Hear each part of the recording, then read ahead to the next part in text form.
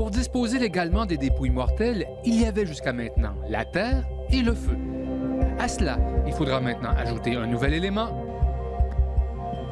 l'eau. Nous sommes au complexe funéraire Le Sieur à Granby. Son propriétaire, Éric Le Sieur, vient d'y installer une toute nouvelle machine qui utilise une méthode connue depuis plus de 100 ans déjà, l'hydrolyse alcaline. C'est sûr qu'à la base, c'était pour animaux et depuis quelques années maintenant, c'est pour les humains. Le principe n'est pas très compliqué. Il faut placer le corps dans un cylindre ajouré qu'on glisse ensuite dans la machine. Le corps trempe à basse pression une douzaine d'heures dans environ 300 litres d'eau dans laquelle du sodium et du potassium ont été dissous. La température interne peut atteindre 150 degrés sans que la solution ne bouille. Dans le fond, c'est comme une accélération d'une décomposition normale qu'un corps aurait faite en terre pendant 25 ans. Okay. Donc nous, on l'a fait accélérer. Tout ce qui reste, ce sont des os, exactement comme dans une crémation. Et comme dans une crémation, les os sont moulus pour en faire les cendres remises aux familles. Quand on parle de reste, ce sont nos os, c'est notre squelette. Le reste, c'est du vent, c'est de l'eau, c'est des chairs. Donc, une fois que tout ça est dissous, c'est vraiment liquide, là. Il n'y a pas rien de... Il n'y a pas de morceau solide qui s'en va par l'égout, là. Nous, que ce soit un pacemaker, que ce soit un dentier, que ce soit un bracelet d'hôpital en plastique, que ce soit des boucles d'oreilles, que ce soit n'importe quoi, là, des plombages, ces choses-là, à la fin du procédé, on va les récupérer à l'intérieur de ça intact.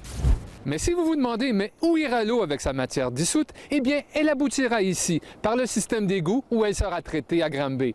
Et ici, les techniciens ne voient aucun problème. Cette eau-là, elle est différente de ce que vous recevez ici à l'usine? Oui, elle est différente en soi un petit peu parce que c'est quand même une dissolution de matière organique. Et il y a des alcalis importants, mais c'est pas... En autant que ça respecte le pH, c'est pas une source qui peut apporter n'importe quel conflit d'un point de vue traitement des lots. Je vous dirais même que certains produits qu'ils utilisent, qu'on utilise dans l'eau potable, pour fabriquer de l'eau potable. Comment c'est perçu? Est-ce que les gens disent « Ouais, envoyer de l'eau des défunts dans les systèmes d'aqueduc, est-ce que je vais boire l'eau de mes morts? » Bien, je vous dirais, il y a des gens qui ont déjà fait cet énoncé-là, et qu'est-ce que je réponds à ces gens-là? Bien sûr, il faut comprendre que quand tout ce qui part de nos eaux usées, que ce soit une toilette, que ce soit un robinet ou ces choses-là, ne retourne jamais à l'aqueduc où vous buvez au robinet. Les différents fabricants d'appareils vantent les qualités écologiques de l'hydrolyse alcaline, appelée aussi biocrémation ou aquamation. Pour la crémation, il faut beaucoup d'énergie qui part en fumée. On utilise de l'eau. Donc, il n'y a pas rien, il n'y a pas de cheminée, il n'y a pas rien qui va rejeter des émanations. Le consommateur pourrait y trouver son compte, croit-on ici. Une maison funéraire charge, un exemple, 450 $ pour l'item crémation sur leur contrat. Bien, nous, ce serait 350, un exemple. Mais ça ne s'arrête pas là.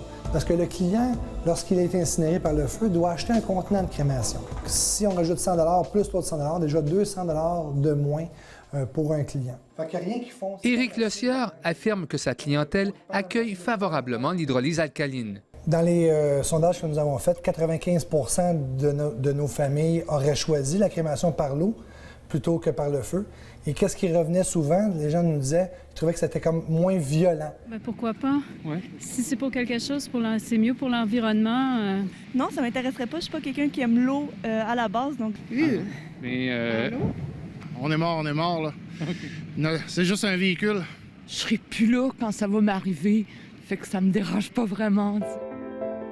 Si c'est une technique qui vous séduit et que vous avez l'intention de l'inscrire dans vos arrangements préfunéraires, eh bien, il faut que vous sachiez, 1, que la machine ne se trouve qu'ici dans ce salon, et 2, que le gouvernement n'a pas encore autorisé son utilisation.